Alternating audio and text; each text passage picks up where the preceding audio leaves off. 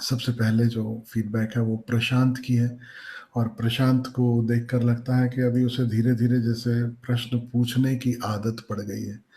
कभी-कभी जहाँ समस्या नहीं होती, तो भी समस्या खोजने की आदत पड़ गई, क्योंकि कुछ ना कुछ कहने के लिए चाहिए, कुछ ना कुछ। सच पूछो तो अगर जीवन में समस्या ही नहीं हो, तो जीवन बहुत सरल ना हो जाए? तो फिर हम बुद्ध ही ना हो जाएँ?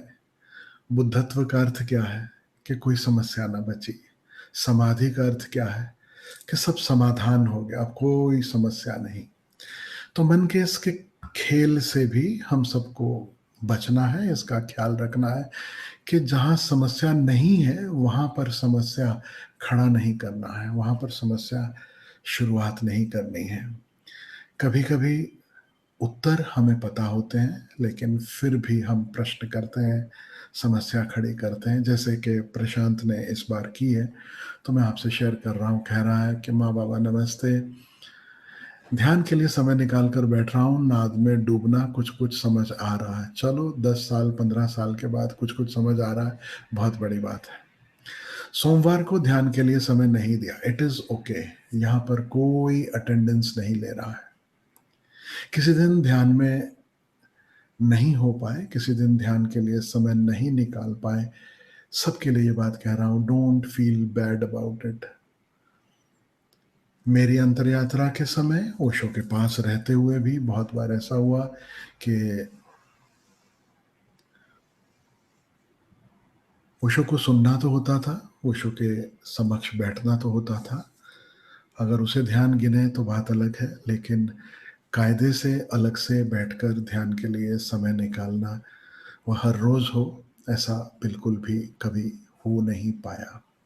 बीच में कभी न कभी गैप आता ही है, कभी न कभी मन अपने खेल खेलता है, तो उसे भी थोड़ी छूट, थोड़ा छोटे बच्चों जैसा मन को मानकर थोड़ी छूट दे देनी चाहिए कि it is okay, today is your indulgence day. जो लोग फास्टिंग करते हैं, जो लोग वेट लॉस कार्यक्रम जॉइन करते हैं, तो उसमें जो सबसे मज़ेदार दिन रहता है, वो इंडल्जेंस डे रहता है उनके लिए। तो it is okay to have an indulgence day, it is okay to consciously say कि आज मैं समय नहीं निकाल रहा हूँ। और कभी भी, क्योंकि आगे कुछ फीडबैक इस तरह के भी आए कि नहीं निकाल पाया, समय नहीं निकाल पाया, या इस बार ध्यान में बैठना नहीं हो पाया। Don't play victim card please, कि नहीं हो पाया जैसे किसी और के वश में था, और आपके हाथ में तो बिल्कुल था नहीं और आप समय नहीं निकाल पाए। बचपन से हम लोग कहावत सुनते आए हैं, जहाँ चाह वहाँ राह, where there is a will there is a way. हम सदा से ये सुनते आए, ये कोई आज पहला दिन नहीं है, पहली बार नहीं सुन रहे हैं। तो ध्यान के लिए समय निकाल पाना सदा हमारे हाथ में है। और ध्यान के लिए समय निकाल पाने का अर्थ जरूरी नहीं है कि आप अलग से समय निकाल कर बैठे तो ही ध्यान है। ध्यान का अर्थ है होशपूर्ण होना, ध्यान का अर्थ है शांत होना, ध्यान का अर्थ है अपने भीतर की स्थिरता को महसूस करना। चलते फिरते उठते बैठते भी अपने भीतर की इस स्थिरता को,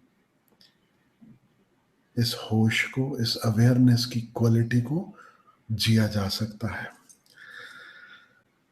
और जब बैठता हूँ ध्यान के लिए तब, तो उन्होंने कुछ कैटेगराइज किया कि शरीर के साथ क्या होता है, मन के साथ क्या होता है। ये मुझे बहुत अच्छा लगा। अगर आप भी ख्याल करें कि शरीर साथ दे रहा है या नहीं, मन साथ दे रहा है या नहीं, थोड़ा अच्छा अप्रोच लगा मुझे।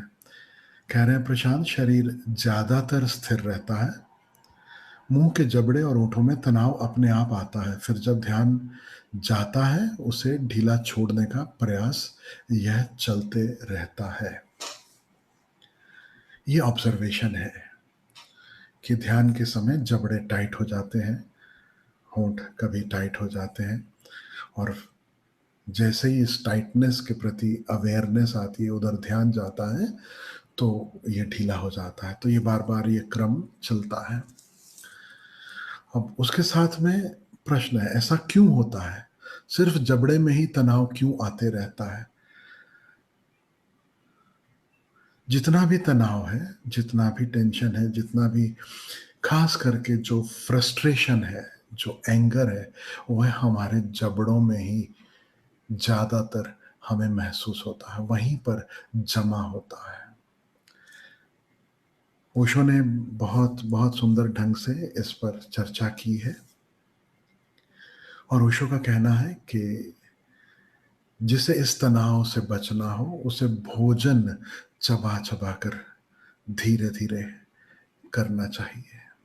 जिसे भी यह ख्याल में आ जाए कि जबड़ों में तनाव खूब हो रहा है, तो उसके लिए एक उपाय है, जब भी भोजन करते हो, धीरे-धीरे, कोई जल्दी नहीं करो और चबा-चबा कर, क्योंकि उस चबाने में जो फ्रस्ट्रेशन है, जो एंगर है, वो कुछ हद तक रिलीज़ होता है।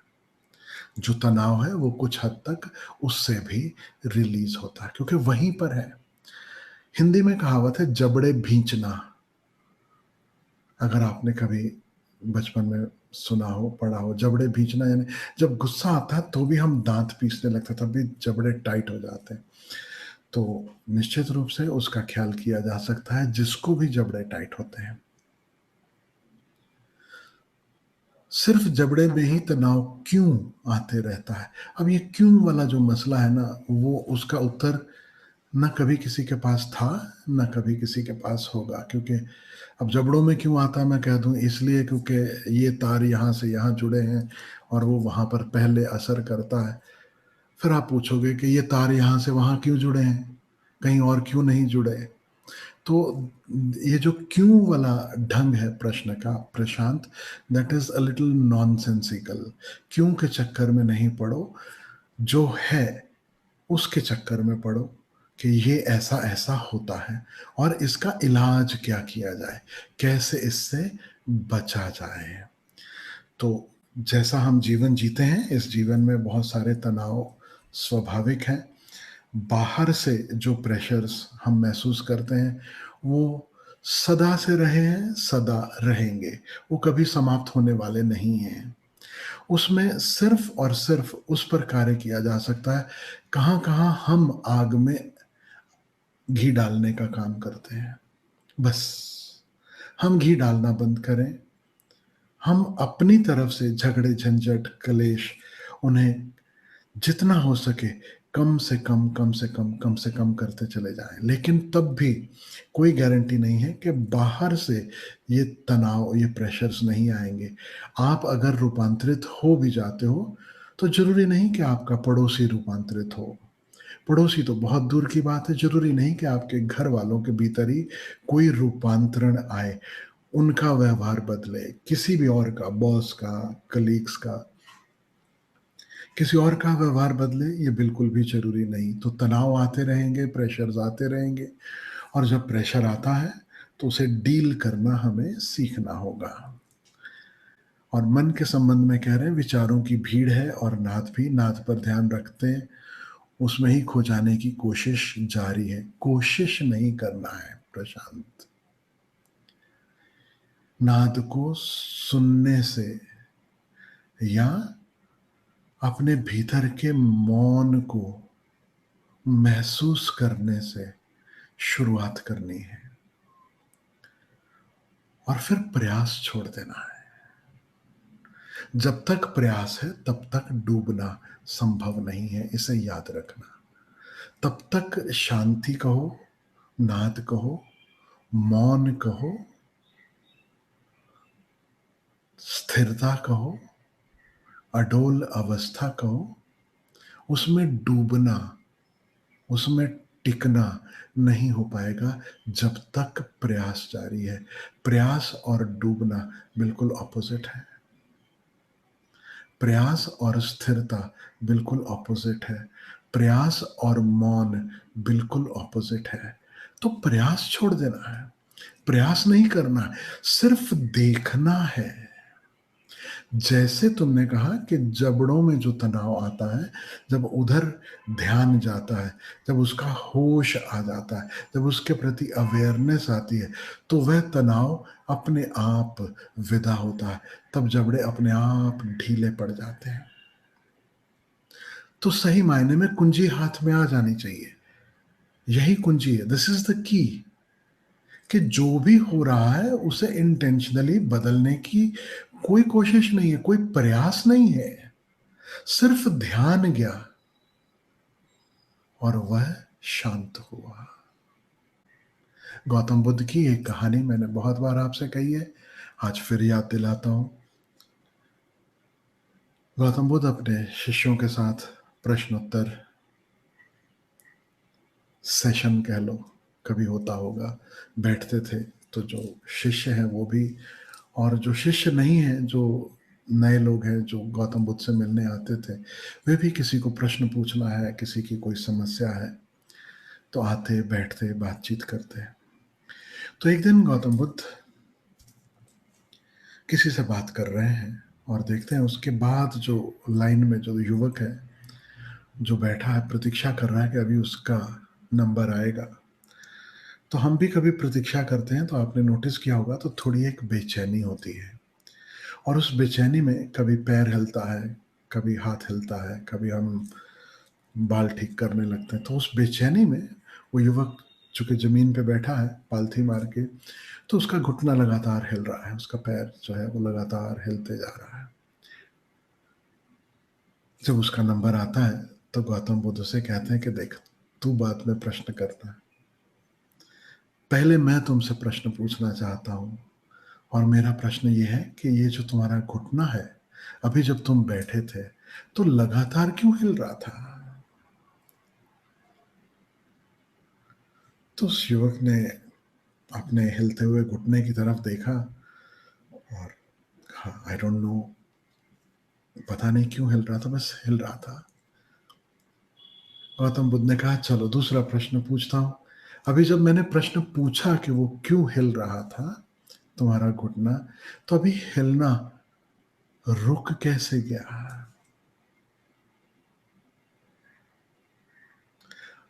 घुटना हिलना रुका जब उस तरफ ध्यान गया।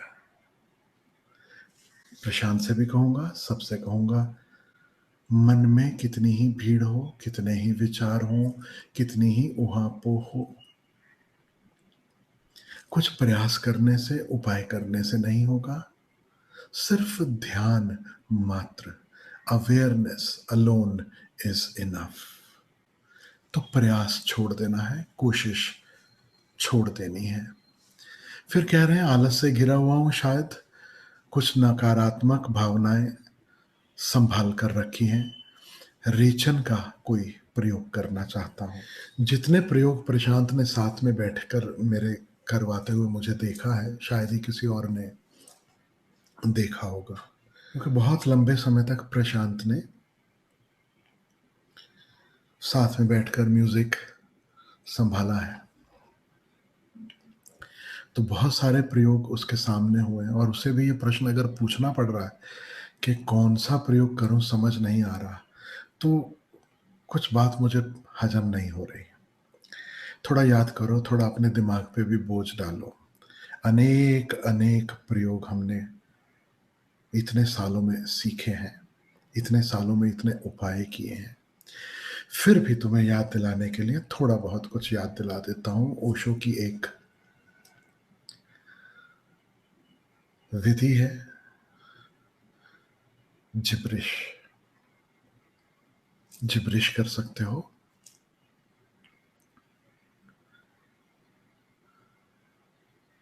ओशो ने एक और विधि जो कही है, मैंने आपसे कई बार करवाई है। ओशो उसे कहते हैं टेंसिंग एंड रिलैक्सिंग। अपने पूरे शरीर को कस लेना, सारे मसल्स जो हैं बॉडी के, उनको अकड़ा लेना। 2 मिनट 5 मिनट, जब तक संभव हो। मैं कह रहा हूँ 2 मिनट, 5 मिनट क्योंकि इतना आसान नहीं है। आप अपनी मुट्ठियाँ भी अगर ज़ोर से भींचते हैं, आप अपने सारे मसल्स को खींच लें, कंधे, बाजू, पेट और पैर, सब फुल बॉडी के जो मसल्स हैं उन्हें खूब ज़ोर से आप अगर कस लें, उन्हें टाइट कर लें, तो घड़ी के 2 मिनट भी बहुत ज़्यादा लगते हैं। तो 2 मिनट, 3 मिनट, 5 मिनट, आप बहुत पहलवान टाइप के हो, 10 मिनट, जब तक हो सके सारे मसल्स को टाइट कर लो, कस लो। ये पहला चरण हुआ टेंसिंग। इसके लिए प्रयास करना है और जब अंत आ जाए, जब आप और होल्ड नहीं कर सकते, तो एक गहरी श्वास लेकर छोड़ो और फिर अपने पूरे शरीर को ढीला छोड़ दो। और ये इतना सरल उपाय है, इतना शॉर्ट उपाय है, कहीं पे भी कर सकते हो। ऑफिस में हो, कहीं और हो, बाथरूम चले जाओ, बाथरूम में जाकर बस उतनी सी देर में अपने आप को, अपने पूरे शरीर को पहले तनाव से भर लेना और रिलैक्स कर लेना। कितना कुछ उसमें रिलीज हो जाता है, हो जाएगा, पक्का है।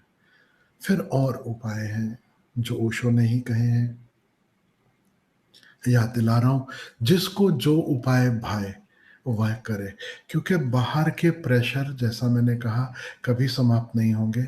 अपने भीतर कुछ ना कुछ तनाव, कुछ ना कुछ विचारों की ऊहापोह, ये सब चलती ही रहेगी। जब तक जीवन है तब तक चैलेंजेस होंगे, तब तक सिचुएशंस बाहर निरंतर चूंकि बदल रही हैं, वो कभी हमारे अनुकूल होंगी, कभी हमारे प्रतिकूल होंगी, और हमारा आसन डोलने वाला है, निश्चित रूप से हम डोलेंगे। तो उपाय क्या करना है? ये जो अभी 2-3 उपाय मैंने कहे वह, इनके अलावा जो ओशो उपाय कह रहे हैं, एक उपाय है, यू कैन गो जॉगिंग। जो यंग है, प्रशांत तो यंग है, दौड़ने निकल जाओ, खूब दौड़ो, खूब तेज, खूब जोर से दौड़ो, मन से, विचारों से एक ब्रेक। दौड़ते दौड़ते एक समय आता है, बस सिर्फ दौड़ना ही रह जाता है। There is no past, there is no future, there are no goals, nothing. बस दौड़ना और श्वास, दौड़ना और श्वास, दौड़ना और श्वास। खूब अच्छे से दौड़ो। अब इस दौड़ने में क्या होगा, वो जो नेगेटिव एनर्जी थी, आपने उसको रिलीज ही नहीं किया, उसका सदुपयोग कर लिया, वो व्यायाम बन गया, और वह जो एनर्जी है आपके ही शरीर को और तंदुरुस्त और बेहतर करने का कारण बन गई। तो इस तरीके से अनेक उपाय किए जा सकते हैं। दौड़, जैसे कोमल भी यहाँ पे बैठे होंगे जरूर कहीं ना कहीं, वो बॉक्सिंग चैंपियन है अपने वेट में, बॉक्सिंग आता है, या ऐसा कोई भी उपाय बहुत सुंदर, नहीं भी आता है तो ये उपाय कर सकते हो, मैंने किया है, मुझे पता है हाउ इफेक्टिव दैट इज। वो बॉक्सिंग के प्रैक्टिस के लिए बैग्स आते हैं, पंचिंग बैग्स, वो घर में कहीं ना कहीं एक फास्टनर लगा के आप टांग सकते हो। कोई बहुत महंगी चीज़ नहीं है। अंदर बहुत गुस्सा भरा है, बहुत फ्रस्ट्रेशन है, बहुत तनाव है, दे दनादन, go and punch that bag as much as you want. व्यायाम का व्यायाम, और गुस्सा भी सारा बाहर। जिस जिसको पीटने का मन है सबको पीट डालो, लेकिन उस पंचिंग बैग पर। और इतना मजा है कि ये प्रयोग जो है हर कोई कर सकता है, महिलाएं भी कर सकती हैं। करना क्या है, खाली पति को याद भर करना है और दे दनादन अच्छे से ठोक पीट लो, जो नॉर्मली संभव नहीं हमारे समाज में। पुरुष है, पत्नी को याद कर ले, अच्छे से ठोक पीट लो उस बैग को। बॉस को याद कर लो, अच्छे से ठोक पीट लो उस बैग को। जिस जिस पे गुस्सा है सब निकाल दो एक बॉक्सिंग, एक पंचिंग बैग के ऊपर। और पसीना पसीना होकर जब थक गए वहां से बाहर लौटो, तो अपनी ही पत्नी पे बहुत प्यार आएगा, तो अपना बॉस भी इतना बुरा नहीं लगेगा। जिस जिस पे गुस्सा आया उन्हें भी देखोगे तो अंदर से मन होगा कि चलो जाने दो कभी, not such a big deal after all. तो अनेक उपाय हैं। जिसको नाचना पसंद है, जस्ट डांस, मस्त नाचो। ढोल की अच्छी कहीं से म्यूजिक खोज लो, पुनेरी ढोल, नासिक ढोल, वो पंजाबी भांगड़ा वाला ढोल, अले अनेक तरह के। अभी तो इंटरनेट है आपके पास, इतना टेक्नोलॉजी उपलब्ध है, इंटरनेट पे सब कुछ अवेलेबल है। जो चाहिए खोजो, सुनो और नाचो मस्त। ढोल पे नाचने में जरा भी कष्ट है, जरा दिक्कत महसूस होती है, कोई बात नहीं। भजन है, कीर्तन है, कीर्तन सुनो, गोविंद बोलो, हरि गोपाल बोलो, जोर जोर से ताली बजाओ, मस्त होकर नाचो, सारे तनाव विदा हो जाएंगे। तो अनेक उपाय हैं प्रशांत। अभी आगे से मुझसे उपाय पूछने से पहले थोड़ा अपने मन पर, अपने दिमाग पर बोझ डालना, खोजना कि क्या क्या उपाय किए हैं। मुझसे पूछना जरूर अगर याद न आए तो। I am always there to help, to support. और एक तरह से अच्छा है कि तुमने पूछा, तो औरों ने जिन्होंने ये सारे उपाय कभी नहीं सुने होंगे, या उनके लिए भी एक रिमाइंडर हो गया।